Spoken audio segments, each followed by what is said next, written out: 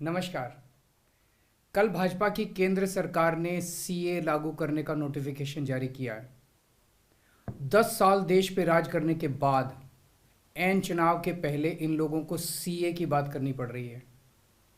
अगर 10 साल में कुछ अच्छा काम कर लेते तो शायद आज सीए की जगह अपने कामों पे वोट मांग रहे होते। आज देश के सामने सबसे बड़ी समस्या महंगाई और बेरोजगारी की है। किसी को भी घर चलाना मुश्किल हो रहा है, इतनी ज़्यादा महंगाई हो गई है, कमर तोड़ महंगाई हो रही है। उधर हमारे युवा दर दर की ठोकरें खा रहे हैं रोजगार के लिए, उनके ऊपर डंडे लाठियां बरसाई जा रही हैं। ऐसे में सरकार बेरोजगारी और महंगाई का समाधान ढूंढने की बजाय सीए की बात कर रही है, तो ये बड़े दुख की बात है। ये सीए आखिर है क्या? बीजेपी की केंद्र सरकार का कहना है कि 3 देश, बांग्लादेश, पाकिस्तान और अफगानिस्तान, इन 3 देशों के अल्पसंख्यक जो हैं वो अगर भारत की नागरिकता लेना चाहें तो उन्हें भारत की नागरिकता दे दी जाएगी। इसका मतलब बड़ी संख्या में यहाँ से अल्पसंख्यकों को हमारे देश में लाया जाएगा, उनको रोज़गार दिए जाएंगे, उनके लिए घर बनाए जाएंगे, उनको यहाँ बसाया जाएगा। अजीब बात है ना। बीजेपी की केंद्र सरकार से हमारे बच्चों को रोजगार दिए नहीं जा रहे, पाकिस्तान से लोगों को लाके उनके बच्चों को रोजगार देना चाहते हैं। हमारे लोगों के पास तो घर नहीं है, भारत के तो ढेरों लोग बेघर हैं, लेकिन बीजेपी वाले पाकिस्तान से लोगों को लाके उन्हें भारत में बसाना चाहते हैं, उनको घर देना चाहते हैं। हमारे रोजगार उनके बच्चों को देना चाहते हैं, हमारे हक के घर उनमें पाकिस्तानियों को बसाना चाहते हैं। भारत सरकार का जो सरकारी पैसा हमारे परिवार और देश के विकास पे खर्च होना चाहिए, वो पैसा पाकिस्तानियों को भारत में बसाने पे खर्च किया जाएगा। इन 3 देशों में लगभग 2.5 से 3 करोड़ अल्पसंख्यक हैं। ये तीनों बहुत गरीब देश हैं।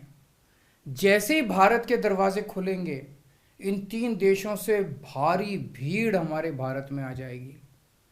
अगर इन 2.5-3 करोड़ में से 1.5 करोड़ लोग भी भारत आ गए तो कौन देगा इनको रोजगार? कहां बसाओगे इनको? बीजेपी वाले अपने घर में बसाएंगे क्या इनको? इनके अपने घर में रखेंगे क्या इनको?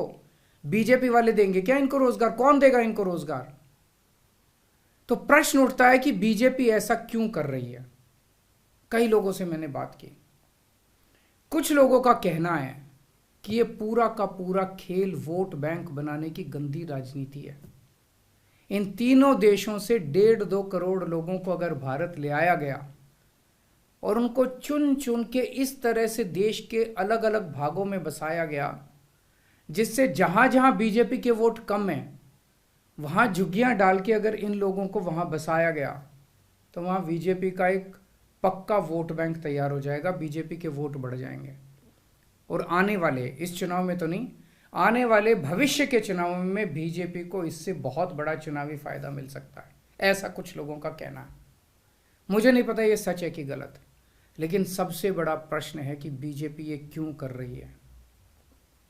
एक तरफ बीजेपी की हरियाणा सरकार हरियाणा के बच्चों को रोजगार देने में असमर्थ है। रोजगार के लिए हरियाणा सरकार अपने बच्चों को इजराइल भेज रही है। इजराइल में हम सब जानते हैं कि युद्ध चल रहा है, हमारे बच्चों को युद्ध में धकेला जा रहा है। अपने बच्चों को तो रोजगार है नहीं और पाकिस्तानियों को भारत लाके उनके बच्चों को रोजगार देना चाहते हो। मेरी तो ये बात बिल्कुल समझ से परे है।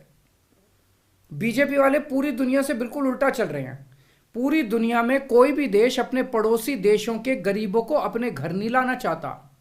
पड़ोसी देशों के लोगों को अपने देश में आने से रोकने के लिए पूरी दुनिया में हर देश तरह तरह के कानून बनाता है, बॉर्डर पे दीवारें लगाता है, बॉर्डर पे बिजली की तारें लगाई जाती हैं ताकि पड़ोसी देश का कोई भी व्यक्ति हमारे देश के अंदर ना आ सके। बीजेपी शायद अकेली पार्टी है पूरी दुनिया की जो पड़ोसी देश के गरीब लोगों को अपने देश में घुसाने के लिए दरवाजे खोल रही है, बिल्कुल उल्टा कर रही है। एक और बात है सोचने की, पिछले 10 सालों में 11 लाख से ज्यादा भारत के बड़े बड़े अमीर उद्योगपति और व्यापारी भारत छोड़ के चले गए। ये लोग भारत में फैक्ट्री चलाया करते थे, इंडस्ट्री चलाया करते थे, बड़े बड़े व्यापार किया करते थे, लाखों लोगों को नौकरी देते थे, रोजगार देते थे। ये बीजेपी की गलत नीतियों और उनके अत्याचार से तंग आके भारत छोड़ के चले गए। अगर बीजेपी को लाना ही है तो इन लोगों को वापस भारत लेके आओ ना, जो भारत छोड़ के चले गए। ये भारत आएंगे, इनके पास पैसा है, भारत में इन्वेस्ट करेंगे, नई नई फैक्ट्रियां खोलेंगे, नए नए व्यापार खोलेंगे, अपने बच्चों को रोजगार मिलेगा। ये क्या बदतमीजी है कि बांग्लादेश के, पाकिस्तान के और अफगानिस्तान के लोगों को हमारे देश में लाके बसाएंगे और उनको हमारे बच्चों के हक के रोजगार उनको देंगे। ये लोग कह रहे हैं कि 2014 के पहले आए हुए घुसपैठियों को इन नागरिकता दी जाएगी। ऐसा नहीं है, ये तो शुरुआत है।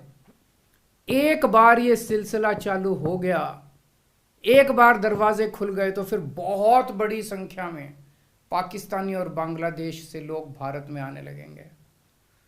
आज बीजेपी कह रही है 2014 के पहले आए हुए लोगों को ही नागरिकता दी जाएगी। देख लेना, अगले चुनाव में ये बीजेपी वाले इस तारीख को बढ़ा के 2024 कर देंगे कि 2024 के आए हुए पहले वाले लोगों को दी जाएगी, और फिर इसे और आगे बढ़ा देंगे। मोटी मोटी बात यह है कि पाकिस्तानियों और बांग्लादेशियों के लिए भारी संख्या में भारत आने के लिए बीजेपी सरकार ने दरवाजे खोल दिए। ये देश के लिए बेहद खतरनाक है, और इसका सबसे ज्यादा खामियाजा उत्तर पूर्व, नॉर्थ ईस्टर्न स्टेट्स भुगत रहे हैं, खासकर आसाम। आसाम के लोगों की भाषा और संस्कृति खतरे में पड़ चुकी है, क्योंकि वहां पे बांग्लादेश से इतनी बड़ी संख्या के ऊपर इलीगल माइग्रेशन हुआ है।